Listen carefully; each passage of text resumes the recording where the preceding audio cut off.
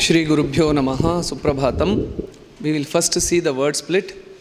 Anudvega Karam Vakyam Satyam Priyahitam Cha Yat Swadhyayabhyasanam Cha Eva Vangmayam Tapaha Uchyate.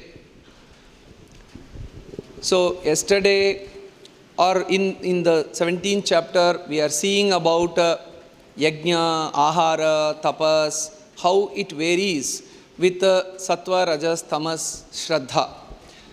So in the context of discussing sattvika, rajasika and tamasika tapas, first tapas is classified into sharira, vachika and manasika tapas.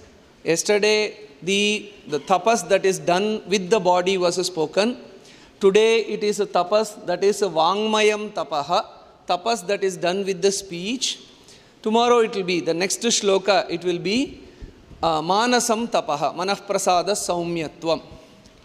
So before going into what vachikam tapaha is, it is very essential that we connect with the word tapas. What is tapas? The translation reads austerity. It is also sometimes rendered as a penance. It doesn't make any sense to us. Should I do tapas? I am not a tapasvi.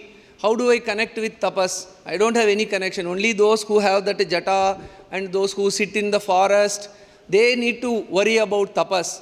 It is not at all a matter of concern for me.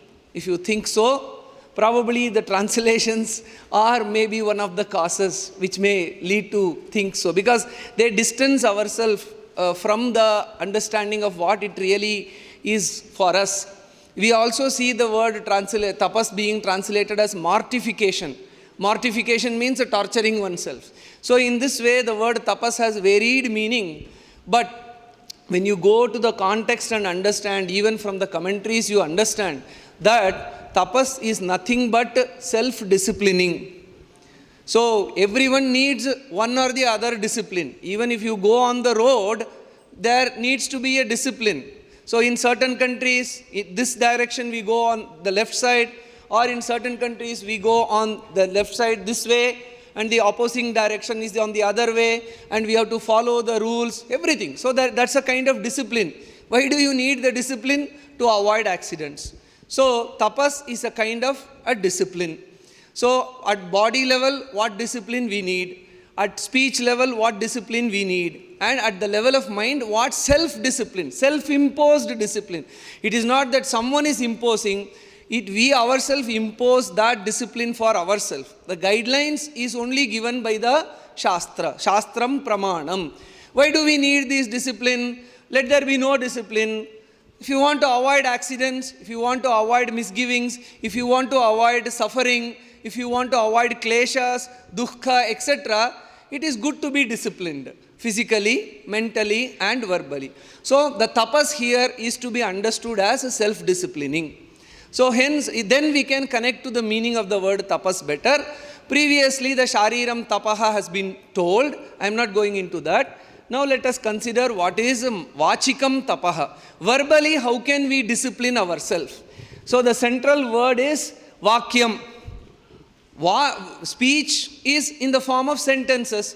We communicate with others with vakyam. So what kind of vakyam? Many kinds of vakyams we speak. Many kinds of sentences we speak that cause a lot of suffering to others and also to us. So, I should not have uttered that. I should not have spoken this. So in many times, we ourselves repent about our sentences that we have uttered to our near and dear and colleagues, so on and so forth. So what kind of vakyam we have to speak with a discipline? What kind of discipline that we need to have in our vakyam, which will help us steer through all the sufferings? We see anudvegakaram vakyam. Vakyam which does not create agitation in others. Udvega means I speak something, people are agitated. So this is a political season, and when you see politicians speaking, people, they make a lot of excited noise. How the speech can excite people? So udvega karam vakyam na, anudvega karam vakyam.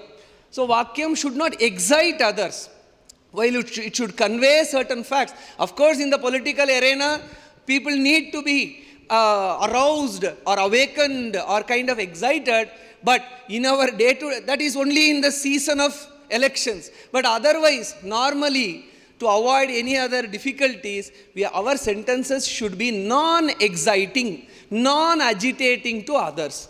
And then it should be Satyam Vakyam. The Vakyam should be truthful, fact-oriented, and then not unfactual. Sorry. And then Priyam Vakyam. It should also be endearing, conveyed not in a harsh way, but in a dear, endearing way, affectionate way. And then I can speak in a very, very sugary voice and sugary way, but will it be beneficial? Hitam, that should also be looked into. So, the sentence that is non-agitating, the Vakyam that is Anudvegakaram, the Vakyam that is factual, the Vakyam that is endearing, Priyam, and the Vakyam that is Hitam. So these are the disciplines that we have to adhere to in our speech. This is tapas. Tapas does not come easily. It has to be inculcated methodically, systematically, and meticulously. How do we inculcate? That's why I have mentioned in my previous talks also that it is by reflection. It is by introspection. It is by journaling that what I have spoken today, does it conform to these parameters? So that we have to think. And how do we incorporate all these 4 qualities? We need role models. So Swadhyaya Abhyasanam Chaiva. We have to read how people have behaved like this. Swadhyaya refers to the study of Shastras, study of Itihasas, study of Puranas. By that, we see role models and then we can incorporate all these things. So, is there an example for a person who has spoken a sentence which is, or who has managed a situation where he had Anudvegakaram, Satyam, Priyam, Hitam, Vakyam? Who else can we go other than to Sri Rama, Maryada Purushottama? In the context of Bharata Milap, where Bharata comes to meet Rama. Rama has already been exiled. He is there in the Chitrakuta. When Bharata is coming in search of Rama, so there is a lot of sound, army approaching. Then Rama orders Lakshmana or tells Lakshmana, climb up the tree and see who is coming. Something is happening. Some big movement is seen. So Lakshmana gets up and sees Ayodhya's flag, especially Bharata's flag is seen. Then immediately Lakshmana flies into a rage and saying, see, he is not happy by just driving us into the forest. He also follows up and tries to kill us here. He has come to kill us here. So I will take my bow and arrow and immediately wage a war against Bharata. So this is what the initial reaction. So Lakshmana is in a udvega. To that Rama says, Sharanam Susamrabdham Bharatam Lakshmanam Krodham Urchitam Ramastu Parisantviyatha Vachanam Chedam Abravid. Calm down, Lakshmana. Don't jump into a conclusion. So that is Anudvega. Calm down first. Don't jump into a conclusion. First come down from the tree. Also climb down from your anger. Let Bharata come and let us see what happens. And now interestingly, when Bharata comes, how Rama treats him with Priyam. You should see the wordings of Valmiki when he says, Bharatam Bhrataram Ramaha Parijagraha Panina Anke Bharatam Aropya Paryapricchata Sadaram. When Bharata comes, the younger brother comes, he holds Bharata by his hand, come. And then Rama sits and places Bharata in his lap. He places him in, that is Priyam. Come, sit with me. And then there is a Kachit Sarga for 100 shlokas. He asks, is everything good in Ayodhya? Are you able to take care of Ayodhya properly? How is your health? Are you able to manage the ministers, manage the spies? So it's not Priyam from the tip of the tongue. For 100 shlokas he asks about how are you? Are you doing good? So Anudvega Karam. And then Priyam. And then when Bharata says, no, no, please, you have to accept, my mother made a mistake, you have to accept and please re-accept the kingdom, then Rama holds firm to his Satya Vachana that he gave to Dasharatha. And he says, Namaya Shasanam Tasya Tyaktum Nyayam Arindama. I have given a word. I have given a pratigna to my father. I cannot break that pratigna. I will stay here for 14 years. You stay in the kingdom and take care. So that is a Satyam. He held on to the Satya promise that he has given to his father. But all the time, Anudvega, Priya, Satya. And also finally advises Bharata the Hitam. That he says, Dharmikena Anrishamsena Narena Guruvartina Bhavitavyam Naravyagra Paralokam Jigishata. See, I have held on to my Satya.